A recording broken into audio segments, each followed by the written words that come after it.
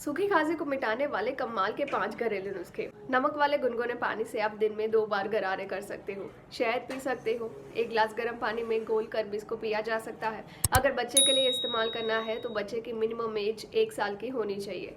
आप herbal tea या तो फिर ग्रीन टी पी सकते हो। इससे भी गले में गर्माहट आती है क्योंकि एंटी इन्फ्लामेटरी गुणों से भरपूर होती है। आप चिकन का सूप पी सकते हो। अगर सूखी खांसी की वजह से बुखार आ गया है तो ऐसे में भी चिकन का सूप पिया जा सकता है। आप स्टीम लें। स्टीम के अंदर पेपरमिंट ऑयल की कुछ बूंदे डालकर भी आप स्टीम लेंगे तो इससे काफ़ी ज़्यादा बढ़िया रिजल्ट मिलेंगे।